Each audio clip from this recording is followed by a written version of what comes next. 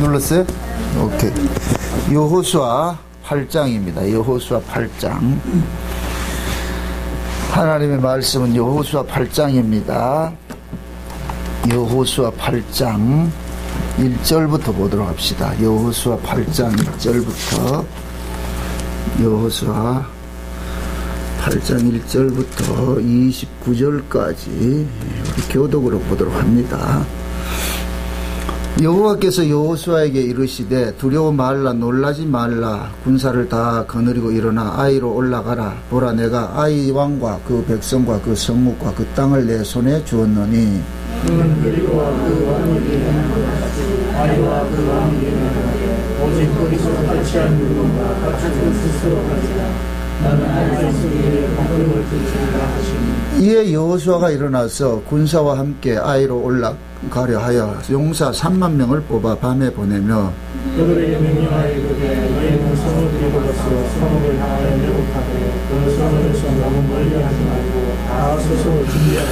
나와 나를 쫓는 모든 백성은 다 성읍으로 가까이 가려니 그들이 처음과 같이 우리에게로 쳐 올라올 것이라. 그리할 때 우리가 그들 앞에서 도망하면 그들이 나와서 우리를 추격하는 일들이되 그들이 처음과 같이 우리 앞에서 도망한다 하고 우리의 이름을 받아 그 성읍에서 멀리 떠날 것이라.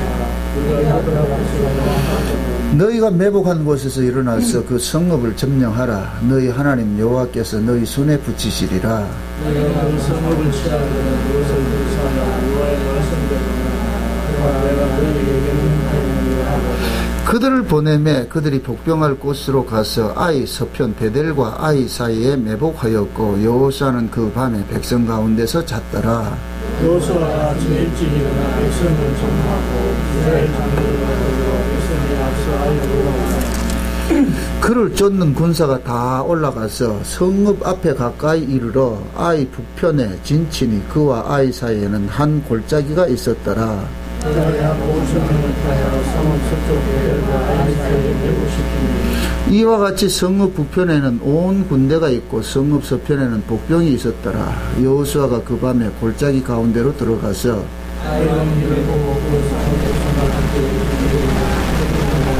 아라바가 되이르며 세상때 이스라엘의 사울하며 성읍 위에 복병이 있는 여호수아와 온 이스라엘이 그들 앞에서 거짓패하여 광야길로 도망하며 그 성읍에 있는 모든 백성이 그들을 추격하여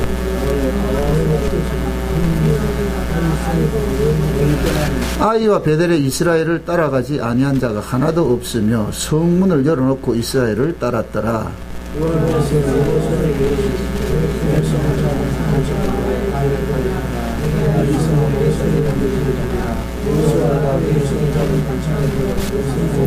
그 손을 드는 순간에 복병이 그 초소에서 급히 일어나 성읍에 달려 들어가서 점령하고 그 성읍에 불을 놓았더라.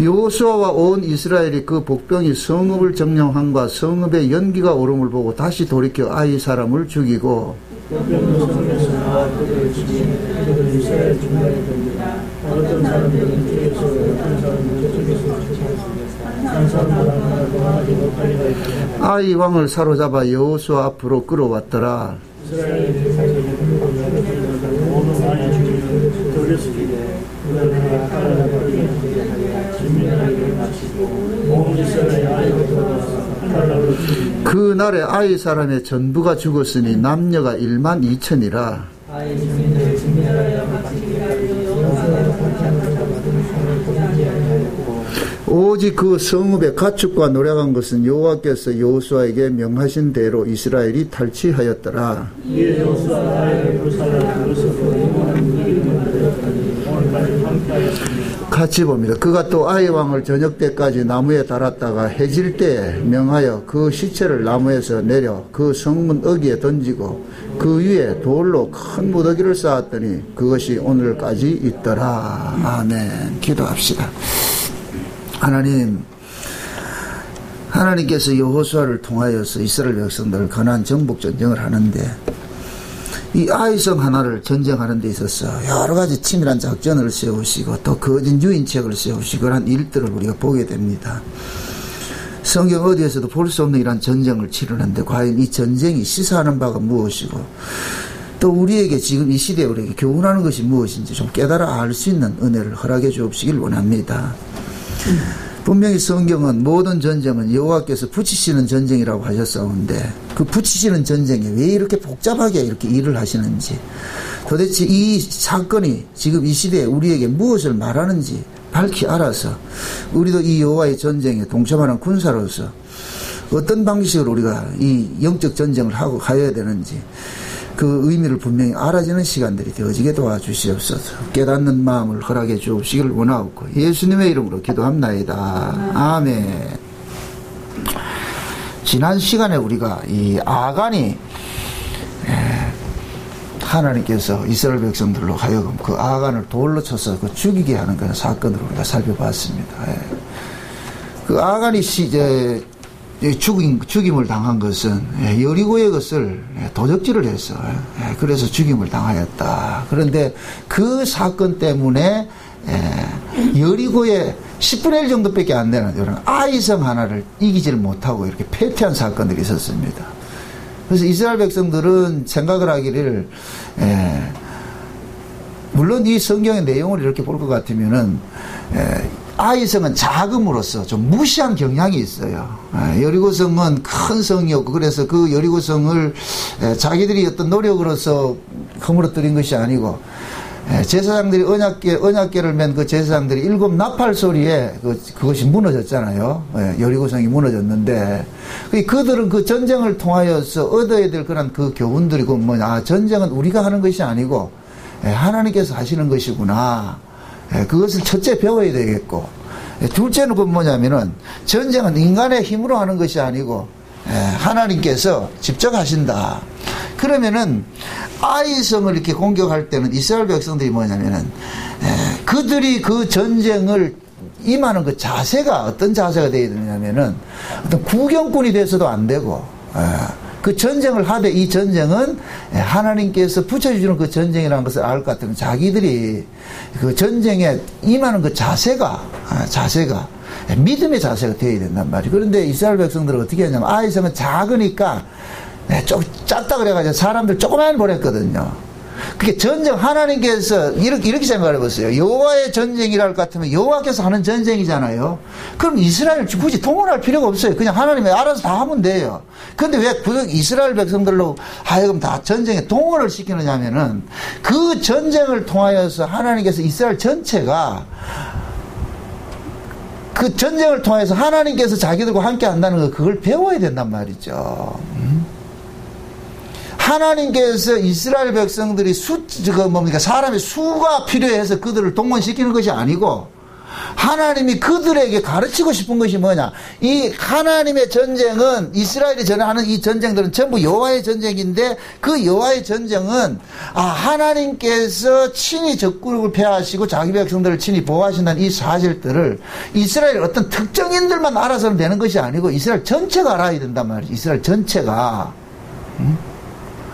그런데 그 아이성을 전투할 때는 뭡니까? 이스라엘 백성들이 전체가 참여하는 것이 아니고 몇 명만 차출해가 이렇게 했단 말이죠. 3,000명 차출해가지고 이렇게 하니까 그것이 뭐냐? 하나님 앞에 진노를 살 만한 또 하나의 원인이 되는 거예요. 물론 아간이 그 도적질 때문에 실패한 건 사실이에요. 근데 오늘 보면은 아마 성경의 역사를 볼 것 같으면은 성경 속에 있는 그 여호와의 전쟁을 쭉 살펴볼 것 같으면 오늘 이거같이 복잡하게 한 전쟁이 처음일 것 같아요. 막 매복시켜가지고 숨어가지고 있다가 말이죠. 어떻게 볼까 이 전쟁하는 것도 하나님 유치한 방식으로 말이죠. 공갈로 유인책을 써가지고서 싹 지는 척하고 도망가면은 그 사람들이 쫓아와가지고 그럴 때 뒤에 매복했던 사람이 들어가고 하는 이런 일들을 한다면 과연 여호와께서 하는 전쟁 이런 것들이 과연 필요하겠느냐 이거예요. 이런 것들이 유인책을 쓰고 하냐 말이죠. 그냥 여리고 눈물을 뛸 때는 어떻게 했어요? 나팔 부리가 그냥 한꺼번에 확 무너졌듯이 얼마든지 그렇게 할 수 있잖아요. 그런데 굳이 이렇게 좀 치졸할 정도로 이런 그 전쟁의 방식을 이렇게 동원하는 것은 뭐냐면은 철저히 하나님께서 이스라엘 백성들로 하여금 순종하는 자세를 가르치는 거예요. 만약의 경우에 여기에서 또 교만해가지고 여리고성을 무너뜨린 그것을 가지고 있을 것 같으면은 나 불평할 수 있어요. 뭐 그래 복잡하게 합니까? 뭐 숨고 막 1대대는 저 뒤에가 숨고 2대대는 옆에 숨고 3대대는 앞에서 진격하다가 지는 척 해가지고 도망 트랙망 치면 그 사람들 나오면은 그 다음에 그 숨었던 1대대는 그 진격 안에 들어가가지고 이게 복잡하게 하냐 말이죠. 아마 이 얼마든지 우리는 그렇게 이야기할 수 있어요. 그런데 하나님께서는 굳이 자그마한 이 아이성 하나를 치는 것은 이렇게 전심전력을 다해서 이렇게 하게 하는 것은 우리 신자들이 이 땅에서 살아가면서 전쟁하는 것은 크고 작은 전쟁은 우리 의미에서 크고 작은 전쟁이지 하나님 보실 땐 전부가 뭐냐? 동일한 전쟁이에요. 영적 전쟁이란 말이죠. 영적 전쟁. 그게 영적 전쟁은 소홀히 할 수가 없는 거예요. 큰 싸움 작은 싸움이 없어요. 여러분들 보세요. 우리가 몸이 사람이 죽는 것은 온 몸뚱이가 다 썩어서 죽는 게 아니에요. 어느 특정한 한 부분만 썩어도 고장이 나도 죽는 거예요. 피가 돌다가 그냥 한 번 어느 순간에 막히면 죽는다니까요. 몸뚱이가 다 썩어서 죽는 것이 아니고 고장나서 죽는 게 아니고 우리가 영적 전쟁도 마찬가지예요. 자, 요만한 것들도 소홀히 해서는 안 되는 거예요. 근데 우리는 어떻게 생각하냐면은 자꾸 신앙을 좀 시시하게 여기거든요. 시시하게. 그래서 특히 이제 우리 한국교회에서는 잘못된 이 가르침이 뭐냐면은 주일 오전 예배를 대예배 이렇게 한다고 요 대예배가 있고 중예배가 있고 소예배가 있어요. 심지어는 어느 게 대고 중이고 소로 뭘 가지고 따지는 거예요. 사람 숫자 많이 모이면 대고 그 주일날 오후는 중이고 중급이고 수요일은 이런 때는 적게 모이니까 소예배. 지금 우리 소예배 드리는 거예요? 아니에요. 예배는 다 귀한 거예요. 근데 우리는 자꾸만 생각이 어떻게 생각하냐면은 주일날 오전에 많은 사람들이 모이니까 이것은 큰 예배가 있어. 대예배, 주일 대예배. 그럼 주일 대예배만 드리면 되냐 말이죠. 아니잖아요. 우리가 식사를 할 때 있어서 어느 한 끼라도 소홀히 하면 안 돼요. 식사라는 것은 그 한 끼 한 끼를 통해 가지고서 우리가 뭡니까? 그것을 에너지로 삼아서 살잖아요. 건강을 챙겨서 산단 말이죠. 아침은 푸짐하게 먹고 점심은 덜 먹고 저녁은 덜 먹고 이런 식이 되면 안 되잖아요. 영양은 골고루 섭취하고 그렇게 해서 먹듯이 우리가 하나님 앞에 살아가는 그 자세도 마찬가지예요. 크고 작은 것을 염두에 두면 안 된다니까. 그건 우리가 결정할 문제가 아니라니까. 어떤 게 귀하고 어떤 게 중하고 어떤 게 경하냐 말이죠. 그거 없어요. 범사 속에 우리는 뭐냐? 다 귀히 여겨야 된다니까. 귀히 여겨야 된다니까. 그게 어떤 예배든 다 뭐하냐? 귀한 예배라니까. 귀한 예배. 근데 이상하게 우리는 뭐냐? 주일 예배는 귀한 것이고 다른 예배는 귀하지 않는 것을 이런 것들이 각인이 돼 있어요. 이상하게 그런 게 돼 있다니까. 그런 사고들이 결국은 뭐냐? 인본주의 사고라니까. 사람의 생각에서 나온 사고라니까요. 여러분 성경 전체를 한번 봐보세요. 전쟁을 하는데 이 아이성은 작은 성이라 그랬어요. 작은 성. 이스라엘 백성들이 3,000명만 올라가도 충분히 이길 수 있는 전쟁이라고 생각했던 그 작은 성이에요. 그런데 가장 큰 스케일로 전쟁을 치렀다니까. 복잡한 방식으로 전쟁을 치렀다니까. 왜 이렇게 했느냐? 우리가 지극히 작은 것에 간구할 수 있기 때문에. 여러분 보세요. 이스라엘 백성들은 가나안 땅에도 들어가서 살아야 될 사람들이에요. 그럼 가나안 땅에서 들어가서 살아야 되는 사람들인데 그 가나안 땅에는 가나안 칠족속이 자리 잡고 있죠. 그죠? 근데 그 가나안 칠족속들이 자리 잡고 있는데 그 가나안 그거를 진멸을 할 때는 이스라엘 백성들이 전심으로 해가지고 진격을 했어요. 그 진격을 해가지고 다 이겼어요. 그런데 가나안 땅에 들어가 살면서 그들이 간구한 것이 뭐냐? 아이성 전투에 실패했던 그것을 그들은 재현을 하게 된다니까. 그래서 가나안에 들어가서 이 가나안 족속들을 다 쫓아내야 되는데 그들 중에 지극히 작은 미미한 사람들을 남겨놨는데 이들이 결국엔 이스라엘을 집어삼키는 형국이 되어버렸다니까. 그래서 이스라엘 백성들이 가나안 족속들이 많을 때 웅대하게 있을 때는 그들이 전심으로 싸웠어요. 그런데 작은 무리도 있을 때는 뭐하냐? 얕봤다니까.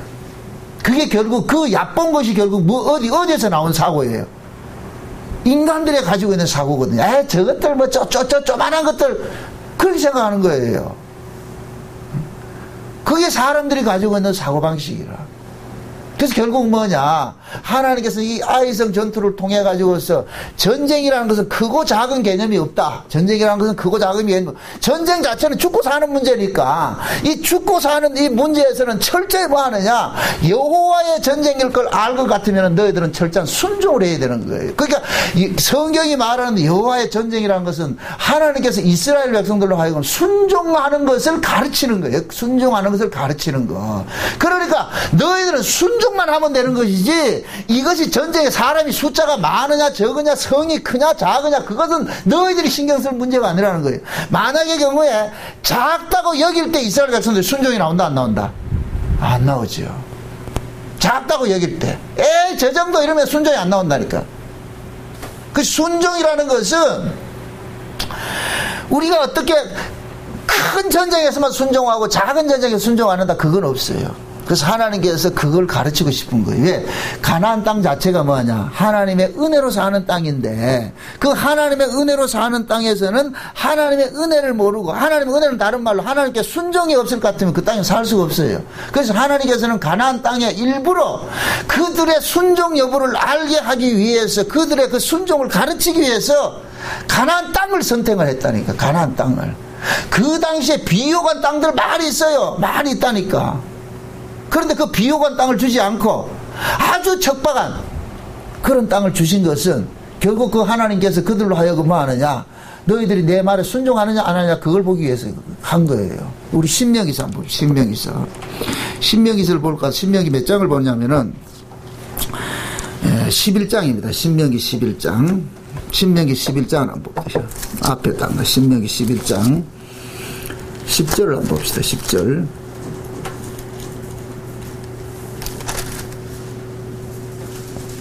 11장 10절부터 봅시다. 10절.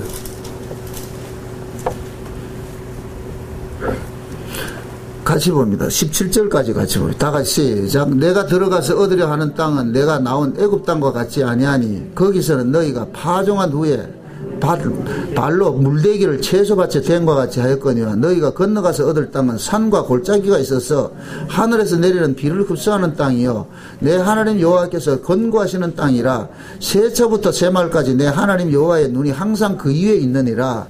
내가 오늘날 너희에게 명하는 나의 명령을 너희가 만일 청종하고 너희의 하나님 여호와를 사랑하여 마음을 다하고 성품을 다하여 섬기면 여호와께서 너희 땅에 이른비와 늦은비를 적당한 때에 내리시리니 너희가 곡식과 포도주와 기름을 얻을 것이요 또 육축을 위하여 들에 풀이 나게 하시리니 내가 먹고 배부를 것이라. 너희는 스스로 삼가라. 두렵건대 마음에 미혹하여 돌이켜 다른 신들을 섬기며 그것에게 절함으로 여호와께서 너희에게 진노하사 하늘을 닫아 비를 내리지 아니하며 땅으로 소산을 내지 않게 하심으로 너희가 여호와의 주신 아름다운 땅에서 속히 멸망할까 하노라. 자 보세요. 하나님께서 이스라엘 백성들로 하여금 애굽에서 비옥한 땅인 그 애굽에서 아주 척박한 가나안 땅으로 인도한 것은 애굽의 방식은 뭐냐? 내 힘으로 사는 방식이에요. 애굽의 방식은 내가 언제든지 씨를 뿌리고 물을, 나의 강물은 항상 있으니까 그 강물 길어가지고서 물 뿌려가지고서 농사를 지어요. 그러니까 애굽은 자기 힘으로 사는 곳이란 말이죠. 애굽은. 근데 가나안은 뭐냐? 자기 힘으로 농사를 지을 수 없는 땅이라 비만 내리면 쑥쑥 빠져버린단 말이에요. 지금은 쉬운 얘기로 산에 들어 농사를 지어야 되는데, 천수답 같은 곳에서 농사를 지어야 되는데 비가 늘 제때 오지 않으면은 농사가 지을 수가 없는 곳이라. 그러니까 하나님이 그런 곳에 지금 가르치잖아요. 야, 너희가 들어가서 얻을 땅은 애굽 땅하고 다르다. 그 애굽 땅하고 다른데 애굽에 물이 철철 넘쳤지만은 가나안 땅은 물이 없는 땅이다. 그건 하늘에서 하나님께서 물을 줘야만 지을 수 있는 땅이다. 그러니까 너희들은 거기 가서 뭐 해야 되느냐? 아, 우리는 우리가 우리 힘으로 사는 것이 아니고 하나님께서 주시는 것을 우리는 사는 자들이라. 그러니까 우리는 하나님께서 우리에게 때를 따라서 이렇게 주신다는 그 약속을 믿음으로 살면은 가나안 땅에 살 수가 있어요. 그런데 거기에서 그 약속을 믿지 못하고 자기 꾀를 내가지고서 농사를 짓는 방식으로 살 것 같으면 못 사는 거예요. 못 산다니까. 자, 이스라엘 백성, 우리가 사사기를 볼 것 같으면은 이스라엘 백성들이 그 사사기 역사가 뭐예요? 지금 이 가나안 땅에 들어가서 망하는 역사잖아요. 그 사사기에서 이스라엘 백성들이 망하게 되는 이유가 뭐예요? 작은 가나안 직족속들이 남겨놓은 작은 무리들 때문에 그들의 우상숭배를 쫓아갔잖아요. 그들의 신을 쫓아갔잖아요. 그들의 신을 쫓아간다는 얘기, 그들의 삶의 방식에 동화됐다는 얘기예요. 그럼 그들의 삶의 방식에 동화됐다는 얘기는 결국 뭡니까? 하나님의 약속을 믿는 방식이 아니고 자기 힘으로 살아가는 그런 방식으로 택했다니까.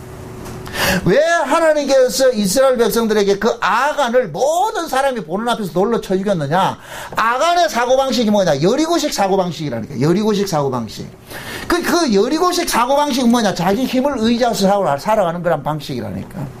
하나님께서는 가나안 땅에서는 여리고식 방식으로 살면 안 돼. 그 여리고식 방식은 이방 방식인데, 이 이방 방식이 다른 말로 하면 애굽의 방식이란 말이에요. 애굽의 농사법이란 말이죠. 그 애굽의 농사법은 뭐냐? 자기들이 농사 지으면 돼요. 하나님 없어도 돼요. 자기 힘으로 지으면 된다니까. 그런데 가나안 땅은 뭐냐? 하나님께서 먹여 살리는 땅이에요. 그게 먹여 살리는 땅에서는 이스라엘 백성들에게 어떤 기능적 테크닉이 필요 없어요. 오로지 뭐 하느냐? 살려주시겠지. 먹게 해주시겠지. 그거라니까. 그럼 잘 보세요. 이스라엘 백성들이 애굽에서 나와가지고 출애굽을 하고서 광야에 나오니까 광야에서 그들이 농사를 지었어요? 안 지었어요? 안 지었죠. 40년 동안 농사 한 번도 안 지었단 말이죠. 근데 그들이 굶었어요? 안 굶었어요? 안 굶었죠. 어떻게 해서 하나님 어떻게 살렸어요?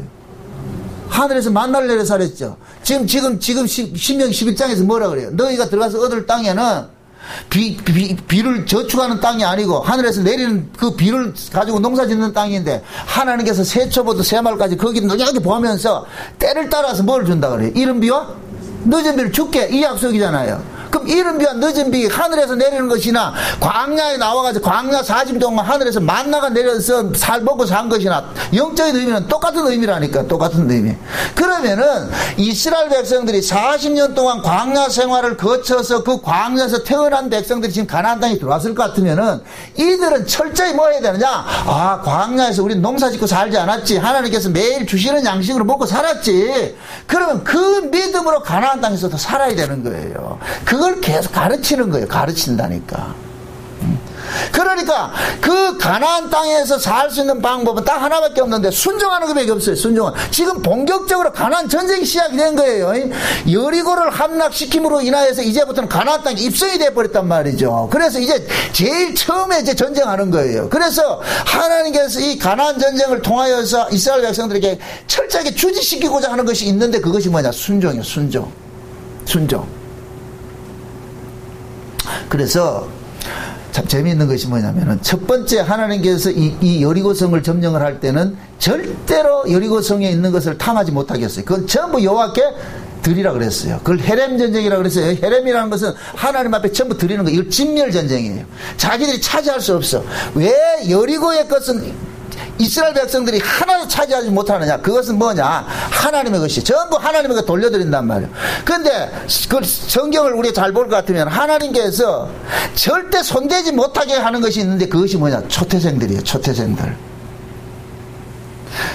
이스라엘 백성들이 애굽에서 나와서 가나안 땅에 들어가서 농사를 짓고 이렇게 할 것 같으면 항상 어떤 농사의 천물, 만물 있죠? 만물은 전부 누구에게 드렸느냐? 하나님 앞에 드렸어요. 저렇게 볼 것 같으면은 하나님이 애굽의 장자들을 죽이면서 다 죽이고 나가지고서 뭐 하랍니까? 백성들은 이스라엘 보고 뭐라 그래요? 너희 마지는 누구한테 돌리라 그래요? 하나님 앞에 돌리라 그러죠. 초태생은 내 거라 그러죠. 그래서 초태생 이것은 뭐냐? 하나님의 것이라는 의미가 있어요. 그래서 만물. 그래서 농사 짓는 것에도 만물도 하나님의 것이고 그런 의미가 있다면. 그러면 지금 가나안 전쟁에 지금 여리고 전쟁, 가나안 전쟁에서 여리고 전쟁은 첫 전쟁이잖아요. 첫 전쟁. 그게 첫 전쟁이기 때문에 이 여리고에서 일어나는 모든 것들은 모두 누구 것이 되느냐? 하나님의 것이 되는. 그래서 여리고의 것은 절대로 탐하면 안 된다니까. 그건 손대면 안 되는 거예요. 그건 절대 하나님 것이라. 하나님 거. 응? 그리고 아이성의 것은 뭐냐면 오늘 본문을 볼 것 같으면 취하라 그래요. 그 아이성에 네가 전쟁에서 취해. 그거 뭐냐? 여리고성에 있는 것은 초태생을 상징하고, 그 다음에 하나님께서는 초태생은 하나님께 드리게 만들고, 그 다음에 둘째 물건부터는 이제 먹으라 그런단 말이죠. 그러면은 둘째 것부터 먹으라는 것은, 너희들이 지금 이것이 먹고 있는 것은 초태생이 하나님의 것일 것 같으면은 둘째 셋째도 다 하나님의 것이에요. 전부 하나님의 것인데, 마지막 하나님께 드림으로 인해 가지고서 둘째 셋째도 하나님의 것이라는 것을 알게 하는 거예요. 그래서 둘째 셋째를 갖다 먹어도 그들은 이것을 누구 것을 먹느냐, 하나님의 것을 먹는다는 것을 알아야 되는 거예요. 이해돼요 이게? 첫째 아들만 내 아들이고 둘째 셋째는 내 아들이 아닌가요? 다 내 아들이에요. 여러분들 농사를 지을 것 같으면 처음에 먼저 비 가지고 하는 거 그것만 내 거고 나머지 거 내 거 아닌가요? 다 내 거라니까. 하나님 지금 그러는 거예요. 야, 초태생을 내한테 바친 것 같으면 그 다음에 있는 것은 당연히 다 내 건데, 너희들에게 주는 것은 뭐냐, 이건 너희들의 것이 아니라 내 것을 얻어먹고 산다는 이 사실을 잊지 말라는 거예요. 가나안 땅 자체가 뭐예요? 약속의 땅이잖아요. 그죠? 약속의 땅이잖아요. 그럼 약속의 땅에서 먹고 사는 그 모든 것들은 자기들 거다, 하나님 거다? 하나님 거죠. 하나님 거. 하나님께서 우리에게 요구하는 건 그거예요. 우리가 우리 힘으로 사는 것이 아니라 하나님의 은혜로 살겠다는 이 사실을 아는 거예요. 자, 지금 보세요. 초태생은 하나님께 바치고, 그 다음에 둘째 셋째 것은 하나님께 우리 보고 준 것은 결국은 뭐냐, 둘째 셋째도 결국은 그 초태생 속에서 나온 것과 같은 것인데, 그러면은 우리가 살고 있는 것은 결국은 뭐냐, 하나님의 것을 우리가 먹고 사는 것을 우리가 늘 그걸 깨달아야 되잖아요. 먹고 살면서 깨달아야 되는 것이 가나안 땅에 살아가는 것, 삶의 자세가 되어야 된단 말이죠. 저와 여러분들이 지금 신앙생활 하는 것이 가나안 땅에 사는 것과 똑같은 거예요. 지금 이 교회를 일컬어서 뭐예요? 하나님의 약속이 있는 곳이잖아요. 여기가 약속의 땅이라니까. 그러면은 우리가 이 교회 안에서 들어와가지고 신앙생활 하는 그 모든 것들은 내 것이라는 것이 없고 전부 뭐냐, 하나님께 주신 잉여품으로 사는 거예요. 잉여품. 에베소서 4장이 뭐, 에베소서에 볼 것 같은, 한번 보세요. 이거 보셔야 된다. 에베소서 보자로. 4장을 한번 보세요. 에베소서 4장을 한번. 에베소 4장을 한번 봅시다.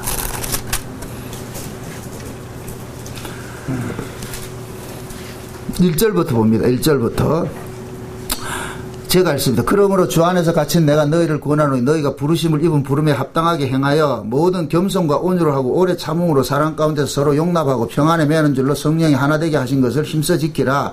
몸이 하나요 성령이 하나니 이와 같이 너희도 부르심의 한 소망 안에서 부르심을 입었느니라. 이게 뭐예요? 교회죠. 그죠?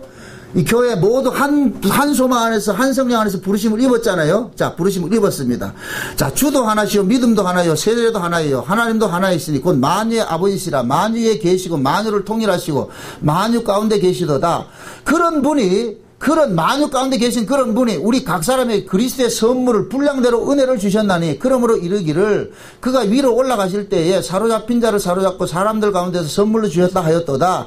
올라가셨다 하였은즉 땅 아래 곳으로 내리셨던 것이 아니면 무엇이냐. 내리셨던 그가 곧 모든 하늘 위에 오르신 자니 이는 만물을 충만케 하려 하심이니라. 그가 혹은 사도로 혹은 선지자로 혹은 복음 전하는 자로 혹은 목사와 교사로 주셨으니 이는 성도를 온전케 하며 봉사의 일을 하게 하며 그리스도의 몸을 세우려 하심이라. 우리가 다 하나님의 아들을 믿는 것과 아는 일에 하나가 되어 온전한 사람을 이루어 그리스도의 장성한 분량이 충만한 데까지 이르리니 이는 우리가 이제부터 어린아이가 되지 아니하고 사람의 계술과 간사한 유혹에 빠져 모든 교훈의 풍조에 밀려 요동치 않게 하렴이라. 오직 사랑 안에서 참된 것을 하여 범사에 기가같이 자랄지라. 그는 머리니 곧 그리스도라. 그에게서 온 몸이 각 마디를 통하여 도움을 입음으로 연락하여 상합하여 각 지체의 분량대로 역사하여 그 몸을 자라게 하여 사랑 안에 스스로 세우느니라. 자, 보세요. 예수님께서 이 땅에 오셔서 자기 피값으로 세운 것이 뭐예요? 교회죠. 그죠? 그럼 그 교회에 지금 뭡니까? 교회라는 것은 예수 그리스도를 주와 그리스도라고 고백하는 자들이 모인 무리들이 교회란 말이죠. 어떤 이런 건물 개념이 아니고, 우리가 예수를 믿는 사람들이 모인 곳이 교회일 것 같으면은 이 예수를 모인 사람들이 서로 모여가지고서 뭐 하느냐? 각자 받은 그 은혜로서 서로를 섬기는 것이 교회의 목적이에요. 각자 받은 은혜로. 그러니까 내 것으로 섬기는 것이 아니고 받은 것으로 섬기는 것. 그래서 하나님께서는 각자에게 모두에게 뭘 줬다? 은사를 선물로 줬다 그러는 거예요. 선물로. 그러니까 여기에서는 무엇을 표현하느냐? 교회 안에 각종 지도자들을 이야기를 하는 거예요. 사도와 교사와 이런 선지자와 이런 것들을 이야기를 하는데, 이것은 이제 로마서 12장에 갈 것 같으면은 은사들은 다양한 은사, 어떤 사람은 섬기는 사람이 있고, 어떤 사람은 구제하는 사람이 있고, 어떤 사람은 권위하는 사람이 있고, 다양한 모습을 나타난단 말이죠. 지금 이 에베소서 이야기를 하는 것은, 교회라는 건 뭐냐? 그리스도인들이 모여가지고 하나의 몸을 이루어가는데, 이 몸을 이루어가는 데는 다양한 뭐가 있느냐? 지체들이 있단 말이에요. 각각의 파트들이 있단 말이에요. 파트들이. 그럼 그 파트들을 각각 맡은 사람들이 충실하게 할 때 그 몸 자체가 온전하게 서가는 거예요. 그럼 여기에서 큰 파트가 있고 작은 파트가 있을 수 있다 없다? 없지요. 그래서 교회 안에는 유치원 다니는 아이라 할지라도 모두가 뭐냐? 하나님 보실 때는 다 귀한 존재가 되는 거예요. 그리고 교회 안에서 일어나는 모든 일들은 다 귀한 일들이에요. 그래서 우리가 흔히 그러잖아요. 교회에서 쓰는 물건들을 전부 뭐라 그래요? 그 앞에 뭘 하나 붙이죠. 뭐를 붙여요? 성자를 붙이죠. 거룩한 성자를 붙이잖아요. 이게 거룩하다는 얘기가 아니고 우리 그 개념 자체는 좋은 거예요. 교회에서 사용되는 것은 다 거룩한 거예요. 크든 작든 모두가 다 귀하단 말이에요. 그럼 교회에서 가장 중요하게 여겨야 되는 것은 뭐냐?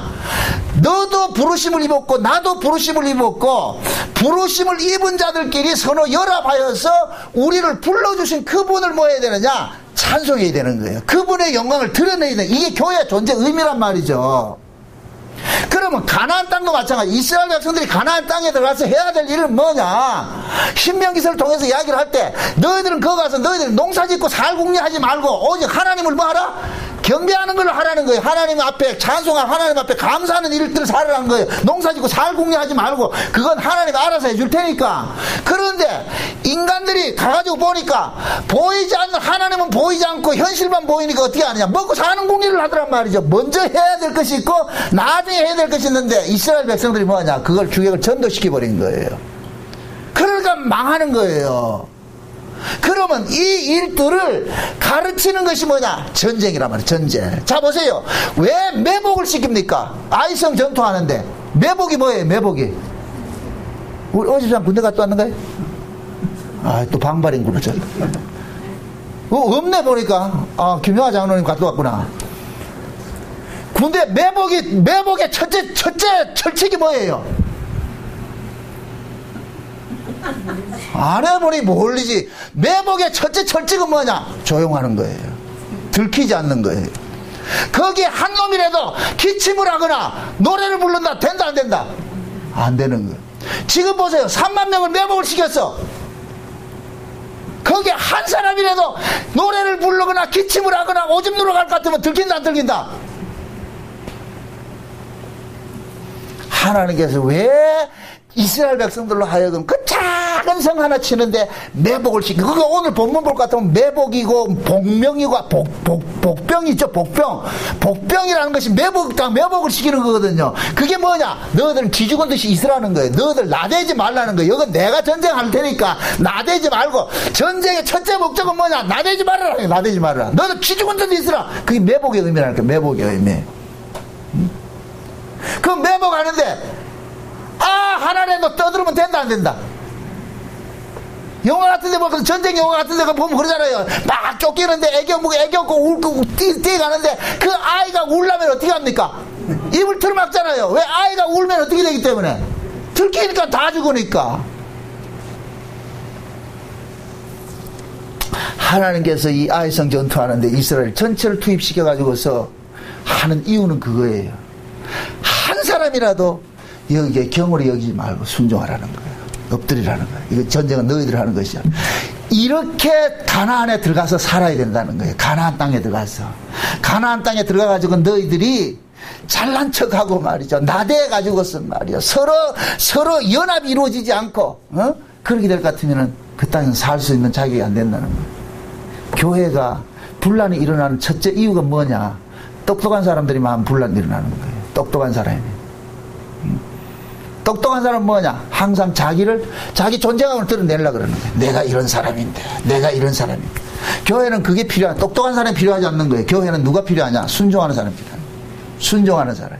그래서 각자 맡겨진 일에 충실히 하는 사람이, 그 사람이 교회에 필요한 사람이에요. 잘난 사람들은 뭐냐? 자기 생각이 많아요. 자기 생각이 많다는 게 잘났다는 얘기라.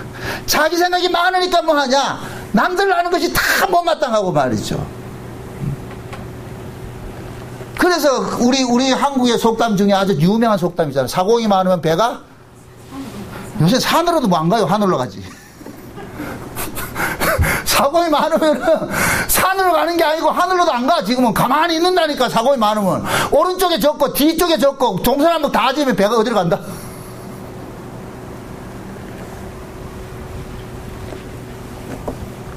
하나님께서 교회 안에 지금 에베소서를 통해서 그러잖아요. 각자 선물로 줬다. 선물로 줬으니까 받은 은사대로 섬기면 되라는 거예요. 받은 은사.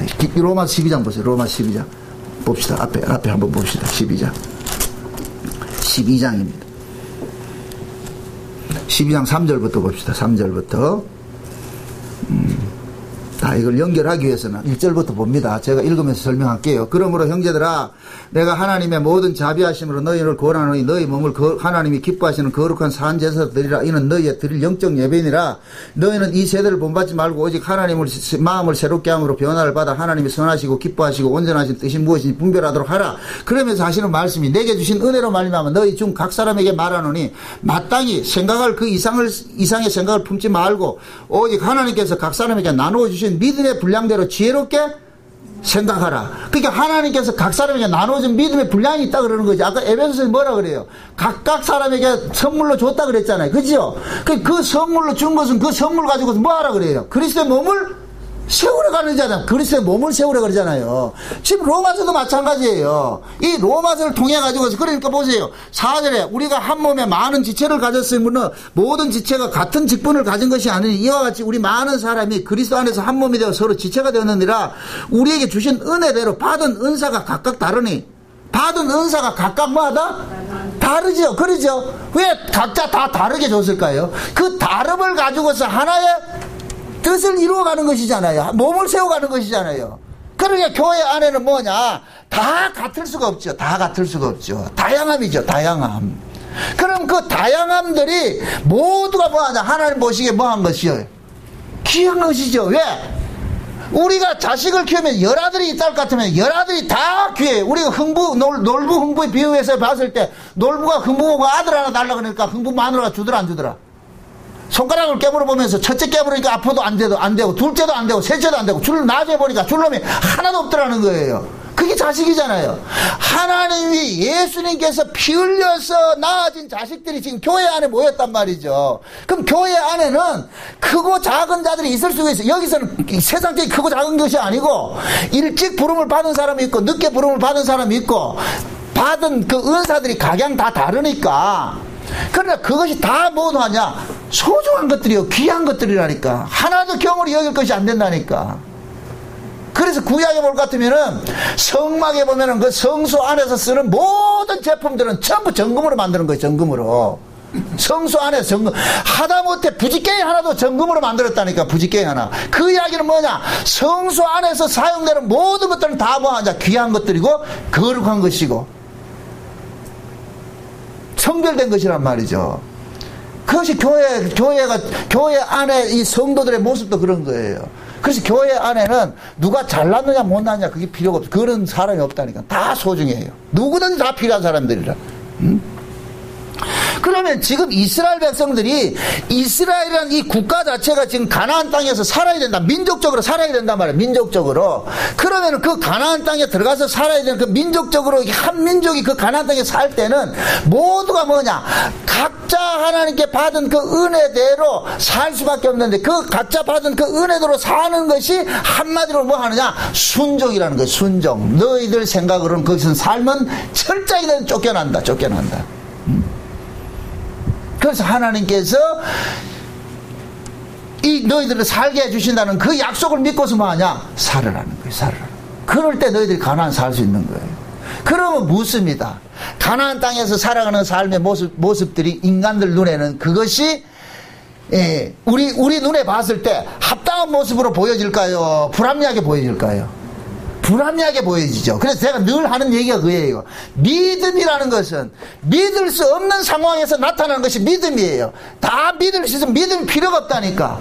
그래서 가나안 땅은 믿을 수 없어. 살 수 없는 땅이라. 이건 인간적으로 살 수가 없는 땅이라. 그런데 거기서 살으라 그래. 자, 중요한 얘기예요.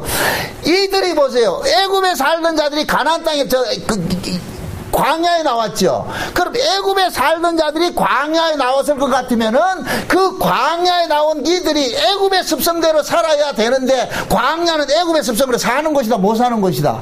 못 사는 것이죠. 이러한 때 뭐가 필요냐? 믿음이 필요하다는 거야. 믿음이. 그러니까 하나님께서 요거는 뭐냐? 너희들 힘으로 사는 자가 아니라 내 은혜로 사는 것이니까 너희들은 뭐냐? 철저하게 어떤 환경을 보지 말고 어떤 환경 속에서도 나를 믿는 그 믿음이 필요하다. 그걸 다른 말로 순종이라. 순종. 내 말에 뭘 하면 순종하라는 거예요. 그냥 예를 들어서 가나안 땅에 가서 봄에 돼가지고 씨를 뿌려놨다. 하나님께서 비를 주신다 약속했을 것 같으면 주시겠지. 그렇게 살면 그게 믿음이라니까. 그게 안 믿어지면 어떻게 한다? 우물 파가지고 뭐 한다? 물 줘야죠. 우물 파서 물 줘야 되지. 결국 안 믿어지면 자기 행동이 나타나는 거예요. 자기 행동이. 이것이 신약으로 올 것 같으면 뭐로 나타나느냐? 하나님께서 보세요. 우리에게 의를 주셨는데 그 의는 뭐냐? 거저 주시는 의예요. 예수 그리스도의 핏부림을 통해서 주시는 의지요. 그래서 그 예수 그리스도의 핏부림으로 주시는 그 의에다가 그 의가 안 믿어지면 우리는 뭐 하느냐? 자기 행위를 썩게 되는 거예요. 자기 행위를 썩는 거예요. 그래서 예수 그리스도를 믿는 믿음으로 살아가는 그 사람들에게, 신자들에게 가장 중요한 신앙은 뭐냐? 하나님이 주신 그 의에다가 우리 걸 썩지 않는 싸움을 해야 되는 거예요. 썩지 않는 싸움을 해야 돼요. 쉬운 얘기로 하나님께서 우리에게 예수라는 골동품을 줬어요. 예수라는 골동품. 골동품의 가치는 뭐예요? 오래된 그대로 있어야 되죠. 거기에 현대 것을 잠깐 섞으면 골동품은 가치가 떨어져 버려요. 가치가 떨어져 버린다니까. 그래서 하나님께서 예수 그리스도의 의를 우리에게 줬는데 그 예수 그리스도의 의는 뭐냐? 우리의 것이 섞이면 여기 뭐가 되느냐? 포도주에 물 섞인 것 같이 썩어버린다니까. 그래서 철저히 만약 썩지 못하는 일들을 하게 하는 거예요. 썩지 못하는 일들을. 그럼 그 썩지 못하게 하는 그 일이 결국 다른 말로 뭐 하냐? 구약식으로 말하면 순종이 돼버리고 신약식으로 할 것 같으면 믿음이 돼버린 거예요. 믿음으로. 그러니까 우리는 뭡니까? 예수 그리스도를 믿는 그 믿음의 의에 뭔가 썩는다는 얘기는 그 사람이 그것을 썩는다는 얘기는 그 썩는 것에 어떤 의미가 있기 때문에 썩는 것이죠. 자기 딴에는 그것이 귀하다고 여기기 때문에 썩는 거잖아요. 자기 딴에 천하랄 것 같으면 그거 썩지 않죠. 근데 우리가 보통 보면은 자기 의를 내세울 때 어떨 때 내세워요? 어떨 때 내세워요? 우리는 흔히 그러잖아요. 내가 착하게 살았을 때는 하나님께서 나 좀 진짜 하나님이 내 착한 것을 잘 봐가지고서 내게 복 주기를 바라고, 만약에 내가 나쁜 짓을 할 것 같으면 하나님 못 봤으면 이런 생각 안 들어요. 우리 인간들은 그렇다니까. 이것이 내게서 발생된 것이 이것이 소중하다고 생각되는 것을 잠깐만 자랑하고 싶은다니까. 많이 알려지고 싶어 하는 거예요. 그걸 의미를 부여한다니까. 그게 잘못된 것은 어떻게 해요? 감추고 싶어 하죠. 그러면은 잘된 것이나 잘못된 것이나 둘 다 우리에게서 나온 것이잖아요. 그죠? 그러면은 진짜 우리에게서 나온 것을 귀히 여긴다 할 것 같으면은 잘난 것도 나와야 되고 못난 것도 내놔야 되잖아요. 그런데 우리는 어떻게 생각하냐면은 못된 것은 싹 숨겨버리고 잘된 것은 길이길이 남기고 싶어 한다니까. 그래서 항상 뭐하냐? 길이길이 남기고 싶어하는 요것이 곧 뭐냐? 의가 돼가지고서 예수의 의를 가리는 형국이 돼버린다니까. 그래서 마귀라는 놈은 지금도 우리에게 다가올 것 같으면은 우리를 하나님 말씀대로 순종해서 잘 살으라고 가르친다니까. 많은 사람들이 착각을 하는 게 그래요. 마귀는 도적질을 하라고 그러고 말씀대로 못 살도록 가르치는 걸 저 착각을 하는데 아니에요. 마귀는 우리에게 하나님 말씀대로 살아서 그 말씀대로 산 것을 들고 나가라 그런다니까. 산 것을 가지고서 나가라 그런다니까.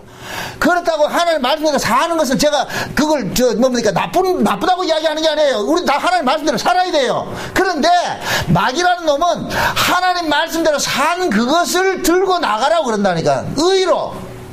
제가 그걸 탕자 비유에서 맏아들 이야기를 자꾸 하는 게 그러잖아요. 맏아들은 절대 나쁜 사람이 아니에요. 그런데 그 맏아들이 자기가 아버지의 명을 어기지 않은 그것이 결국 뭐가 되느냐, 아버지 앞에 목을 세우고 대적하는 것이 되어버리더라니까. 대적하는 것이 되어버리더라니까. 그러니까 아버지께서는 아픔은 뭐냐, 맏아들이 아픈 거예요. 탕자가 아픈 자가 아니고 맏아들이 아프다니까. 왜? 맏아들이 됐을 것 같으면 아버지 마음을 알아야 되잖아요. 아버지 마음을. 근데 맏아들은 아버지의 마음을 전혀 모르고 있어. 그러니까 아버지가 그 맏아들 때문에 아파하는 거예요. 그러니까 탕자를 통해서 하나님께 아버지는 그 탕자비유에서 아버지는 둘째 아들을 용서함으로 인하여서 맏아들을 가르치고 있는 거예요. 맏아들을 가르치고 있다니까. 야 이놈아 왜 그렇게 애비를 모르느냐. 그게 첫째 아들이 그러잖아요. 둘째 아들 자기 동생을 탄핵을 할 때 뭐라 그래요? 저놈 새끼는 아버지 재산을 말아먹은 놈인데 아버지가 어떻게 저럴 수가 있습니까? 이렇게 했을 때 아버지가 하는 얘기가 재산은 이야기를 합니까? 그 아이는 죽었다가 살아난 아라 생각합니까? 죽었다가 돌아온 동생이라 그러잖아요. 그러니까 아버지의 개념은 뭐냐, 재산에 관한 개념이 들어간 것이 아니고 죽었다 살아온 동생 아이가 죽었다 살아나올 것 같은 뭐를 따질 게 있겠느냐. 기쁨이 있지, 기쁨 자체지. 근데 첫째는 그렇게 보지 않는 거예요. 물질적 가치를 보는 거예요. 물질적 가치를. 아버지는 생명의 가치를 보고 있는데 그게 차이죠. 교회도 마찬가지예요. 교회에서 여러분들이 성도들 간에 생명으로 접근할 것 같으면 모두가 다 귀해요. 근데 생명으로 접근을 하지 않고 어떤 물질적 가치로 따질 것 같으면은 잘 사는 사람, 못 사는 사람 따지게 돼 있다니까. 잘 사는 사람, 못 사는 사람. 응?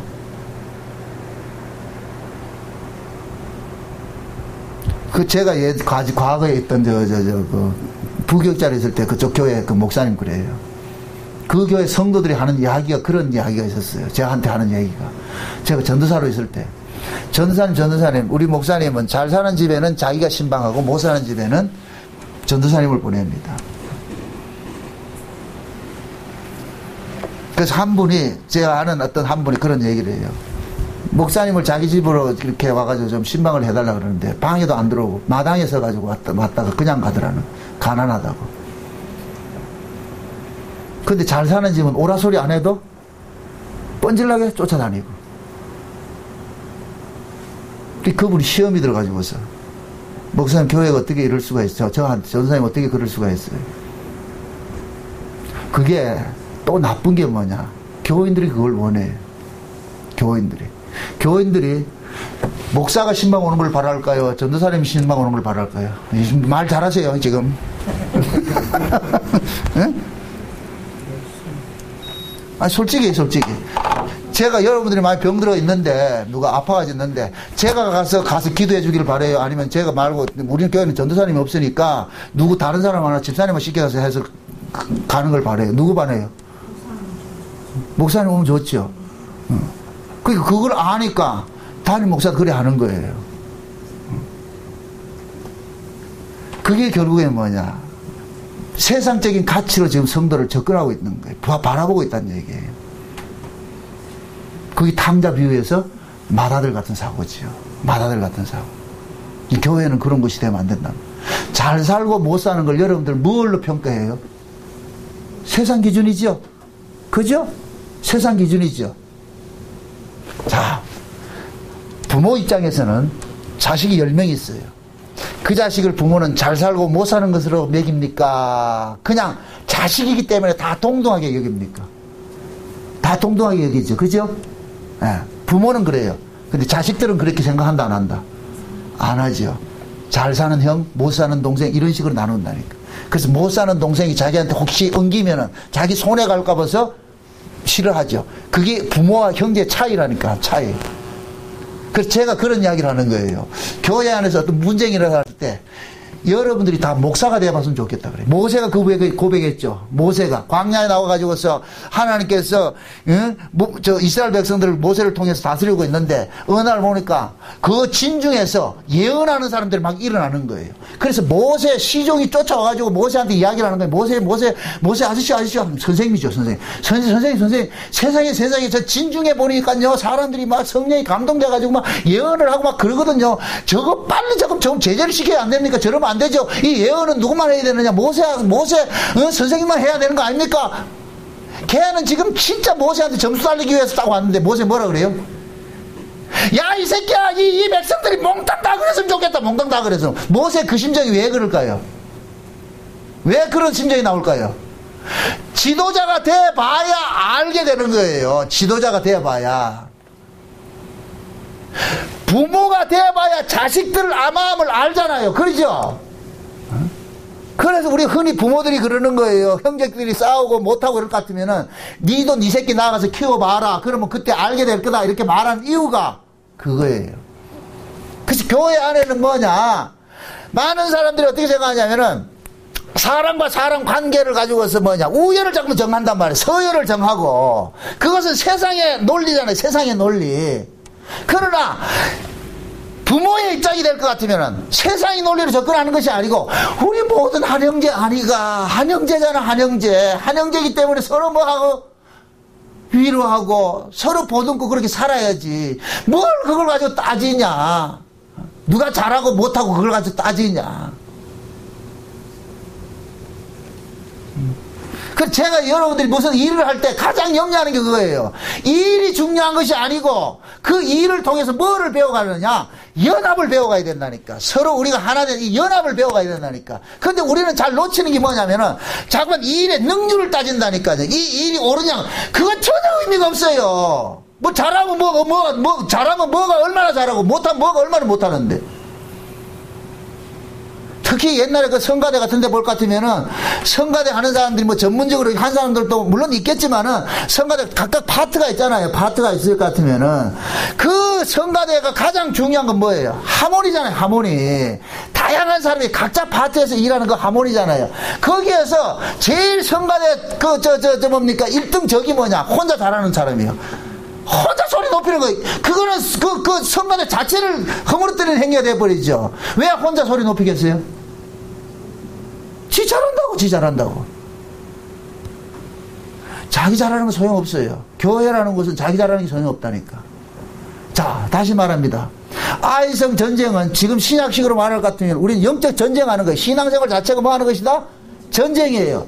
그 전쟁하는 데에서는 첫째 하는 것은 뭐냐? 숨지기고 있으라는 거예요. 매복하라는 거예요. 들레지 말고, 까불지 말고, 너 잘난 척 하지 말고, 죽으라는 거예요. 죽으라는 거예요. 교회는 잘난 사람을 원하는 것이 아니에요. 순종하는 사람을 원한다니까. 하나님 그걸 원하는 거예요. 순종하라는 거예요. 그래서 신앙 이꼬르는 뭐냐? 순종이고, 불신앙 이꼬르는 불순종이 나타나는 거예요. 죄가 뭐예요? 아담과 하와가 불순종한 거. 왜 아담과 하와가 불순종했겠어요? 자기 생각이 있으니까. 그게 불순종으로 나타난다니까. 그래서 하나님은 조그마한 이 아이성을 뭘 이렇게 복잡하고 말이죠. 1중대 앞으로 숨어, 2중대 앞으로 숨어, 3중대 앞으로 숨어, 뭐 이렇게 복잡하게 하냐 말이요. 매복을 시켜가지고 들리지 말고 숨어 있게 해가지고서 이런 전쟁 하냐.